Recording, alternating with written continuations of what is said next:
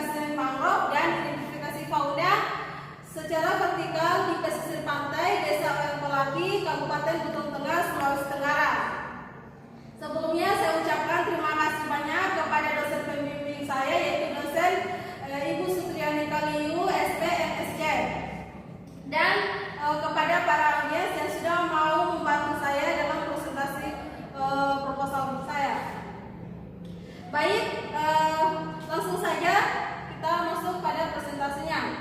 Nah, pertama kita harus ketahui dulu di sini yang tentang mangrove. Nah, mangrove ini hutan mangrove adalah komunitas vegetasi pantai tropis dan merupakan komunitas yang hidup di kawasan yang lembab dan berlumpur serta dipengaruhi oleh pasang surut air laut. Jadi hutan mangrove merupakan itu biasa disebut juga hutan pantai, hutan payung, dan hutan bakau. Nah, pengertian hutan pantai ini adalah hutan mangrove yang hidup di pesisir pantai, baik dipengaruhi oleh pasang surut air laut maupun pesisir pantai. Nah, kemudian Desa Oyongkolaki. Desa Oyongkolaki merupakan desa administratif pada Kabupaten Buton Tengah, Sulawesi Tenggara. Kondisi ekosistem mangrove di daerah tersebut yang masih belum dikelola dengan baik dapat mengakibatkan efek buruk terhadap organisme yang hidup di daerah hutan mangrove serta dapat mengurangi keanekaragaman fauna yang ada di sekitar hutan mangrove. Jadi Desa Oyongkolaki ini tuh tepatnya di Kabupaten Buton Tengah, Sulawesi Tenggara, memang desa yang memiliki habitat hutan mangrove, dan di situ hutan mangrove-nya belum dikelola dengan baik. Jadi untuk mengantisipasi kerusakan hutan mangrove ke depannya, maka kita lakukanlah identifikasi fauna atau dan komposisi vegetasinya. Oke, next. Nah, komposisi vegetasi mangrove dan identifikasi fauna secara vertikal di pesisir pantai Desa Oyongkolaki, Kabupaten Buton Tengah, Sulawesi Tenggara. Nah, jadi teman-teman, di hukum itu sudah dijelaskan juga menurut Undang-Undang Nomor 27 Tahun 2007 Pasal 15 Ayat 1, pemerintah dan pemerintah daerah itu wajib mengelola data dan informasi mengenai wilayah pesisir pulau-pulau kecil. Nah, Kabupaten Buton Tengah, terutama di Desa Oyongkolaki itu merupakan kawasan daerah yang termasuk dalam kawasan pulau kecil, sehingga perlu dikelola data informasinya khususnya tentang ekosistem mangrove, yaitu di mana identifikasi fauna yang perlu diketahui pada daerah pesisir pantai di Desa Oyongkolaki ini. Jadi memang teman-teman, setiap daerah itu memang sudah ada keterangan dalam hukum wajib mengelola sumber daya alamnya. Nah, kalau di Desa Oyongkolaki ini kan memiliki sumber daya alam hutan mangrove, maka saya melakukan penelitian ini bertujuan untuk mengidentifikasi faunanya dan mengetahui komposisi vegetasi yang terdapat pada hutan mangrove tersebut. Oke, next. Nah, jadi rumusan yang saya lakukan untuk penelitian saya yang pertama, bagaimana komposisi vegetasi mangrove dan identifikasi fauna secara vertikal dalam ekosistem di Desa Oyongkolaki, Kabupaten Buton Tengah. Dan rumusan yang kedua ada bagaimana parameter lingkungan ekosistem dapat berpengaruh terhadap komposisi vegetasi mangrove dan faunanya. Nah, tujuannya tentunya untuk kita mengetahui bagaimana komposisi mangrove ini dan identifikasi faunanya secara vertikal. Kemudian tujuan yang kedua yaitu mengetahui parameter lingkungan ekosistem dapat berpengaruh terhadap komposisi vegetasi mangrove dan fauna. Oke, next. Nah, manfaatnya, jadi manfaatnya ini saya bertujuan ke depannya mendapatkan 3 manfaat dalam penelitian saya. Yang pertama itu dapat memberikan informasi tentang komposisi vegetasi mangrove secara fauna secara vertikal yang tumbuh pada wilayah Desa Oyongkolaki, Kabupaten Buton Tengah. Manfaat yang kedua dapat dijadikan sebagai bahan dan lanjutan pada penduduk bagi para peneliti maupun bagi para mahasiswa yang melakukan penelitian lanjut tentang mangrove. Dan manfaat yang ketiga dapat menjadikan referensi tambahan dan juga memberikan informasi kepada instansi atau departemen yang terkait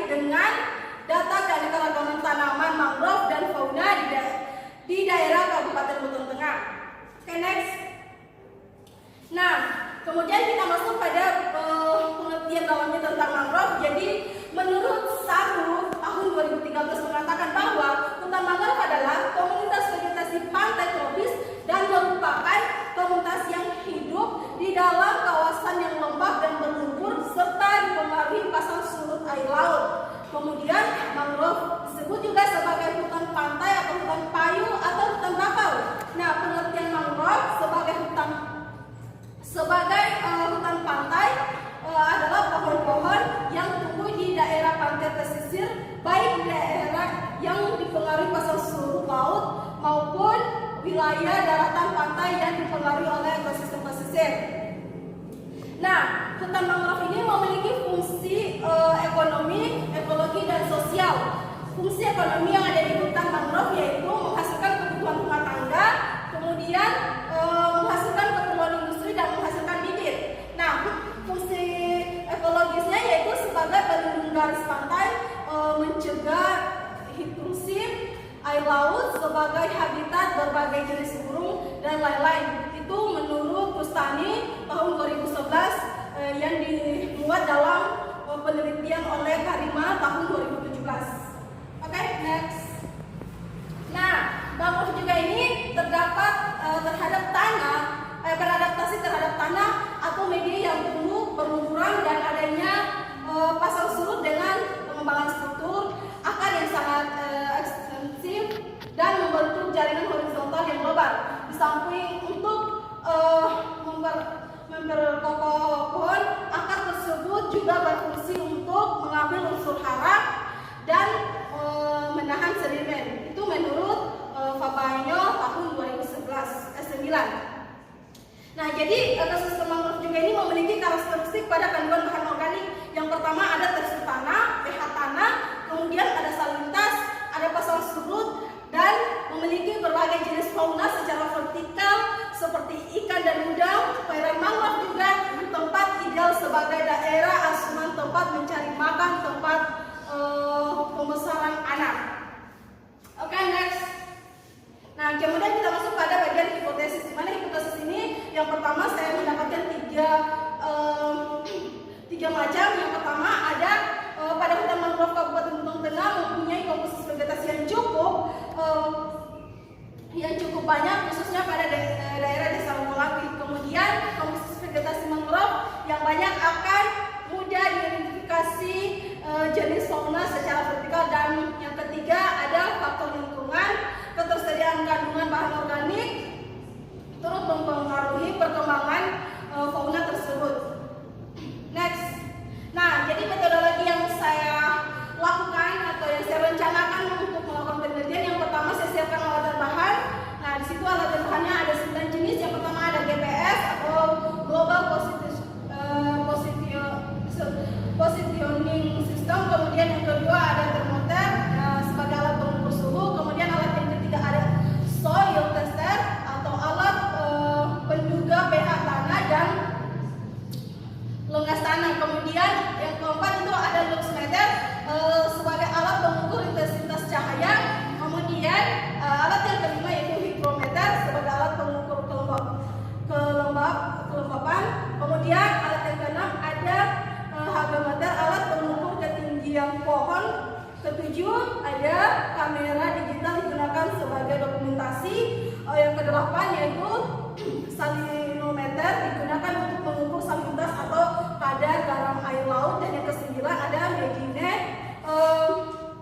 atau meteran air yang digunakan untuk mengukur keliling pohon. Nah, kemudian metode Salomon kedua yaitu tentang jenis penelitian yang saya pilih. Yang saya pilih adalah deskripsi atau survei lapangan untuk mengetahui komposisi vegetasi mangrove dan fauna secara vertikal yang ada di pesisir pantai desa Longkolaki, Kabupaten Belitung Tengah, Sulawesi Tenggara. Nah, kemudian metode yang saya lakukan ada pemilihan waktu dan tempat, di mana tempatnya saya lakukan yaitu di pesisir pantai desa Longkolaki, Kabupaten Belitung Tengah, Sulawesi Tenggara. Oke, next. Dan di sini saya juga cantumkan tentang peta lokasi penelitian saya, ini tentang peta Kabupaten Belitung Tengah. Oke, next. Nah, rencana penelitian, rencana yang saya lakukan adalah tahap persiapan, yakni meliputi proses persiapan dari alat-alat yang akan digunakan serta melakukan survei lapangan pada penelitian. Dan tahap yang kedua yaitu tahap penelitian titik lokasi, yakni melakukan survei lapangan dan mengambil koleksi data lapangan serta mengidentifikasi fauna mangrove secara vertikal dengan menggunakan metode purposive sampling. Metode ini merupakan metode penentuan lokasi penelitian secara sengaja yang dianggap representatif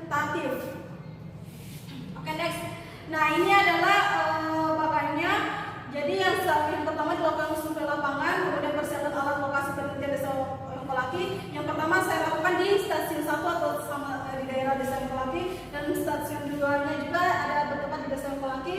Kemudian menurun di bagian koleksi data, mengambil koleksi data lapangan dan pembuatan herbarium serta identifikasi. Kemudian terakhir melakukan komposisi mangrove, identifikasi fauna secara vertikal dan parameter lingkungannya. Oke, next. Nah, jadi koleksi data yang saya dapatkan yaitu penelitian ini menggunakan metode quadrat plot dengan ukuran 10 kali 10 meter kuadrat yang dipasang secara acak sepanjang pantai. Jadi sepanjang pantai dilakukan secara acak. Kemudian data yang dikoleksi di lapangan meliputi data vegetasi pohon, kemudian sampling dan semai atau seedling. Nah, kemudian diameter beras hik atau DBH 130 cm, kemudian tinggi pohon dan kanopi pohon. Next, nah inilah daftar pustaka atau referensi yang saya dapatkan dari hasil penelitian saya, dan berakhir pula presentasi dari proposal saya. Kronologinya mohon dimaafkan, saya pikir pasti dari penjelasan saya ada teman-teman yang tidak mengerti dari presentasi saya persilakan untuk bertanya. Baik, ada saja saya persilakan pertanyaannya. Bismillahirrahmanirrahim. Jadi pertanyaan saya itu, apa yang Anda harapkan setelah dilakukan komposisi vegetasi mangrove dan identifikasi faunanya? Terima kasih. Yang saya harapkan, apa yang saya harapkan ketika penelitian saya selesai dilakukan? Yang saya harapkan tentunya tidak jauh dari judul saya, yaitu mengetahui komposisi vegetasi ini. Maksudnya mengetahui komposisi vegetasi itu seperti apa? Mengetahui jenis-jenis mangrove apa saja yang terdapat di pesisir pantai Desa Wengkolaki, dan kemudian mengetahui identifikasi faunanya atau jenis-jenis juga fauna yang hidup di daerah hutan mangrove di tepatnya di pesisir pantai Desa Wengkolaki itu. Jadi memang tujuannya itu, karena memang dia hutan mangrove di Desa Wengkolaki ini dia belum sama sekali dikelola dengan baik. Jadi untuk mencegah kerusakan ke depannya, maka saya berharap dengan melakukan penelitian tersebut dapat menjadi sumber informasi dan data kelanjutan untuk para peneliti berikutnya. Bagaimana? Ya, terima kasih. Baik, saya kira cukup dari hasil presentasi proposal saya. Terima kasih waktu dan kesempatannya. Saya ucapkan bila taufiq wal hidayah. Wassalamualaikum warahmatullahi wabarakatuh. Waalaikumsalam.